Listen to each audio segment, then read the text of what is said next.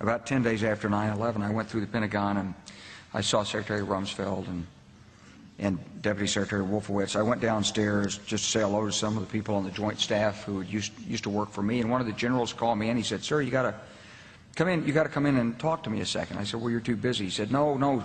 He says, "We've made the decision. We're going to war with Iraq."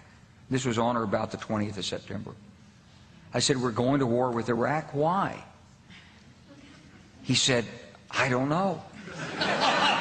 He said, "I guess they don't know what else to do." So I said, "Well, did they find some information connecting Saddam to Al-Qaeda?" He said, No. He says, "There's nothing new that way. They've just made the decision to go to war with Iraq." He said, "I guess it's like we don't know what to do about terrorists, but we've got a good military and we can take down governments." And he said, "I guess if the only tool you have is a hammer, every problem has to look like a nail." So I came back to see him a few weeks later, and by that time we were bombing in Afghanistan. I said, "Are we still going to war with Iraq?" And he said, "Oh, it's worse than that."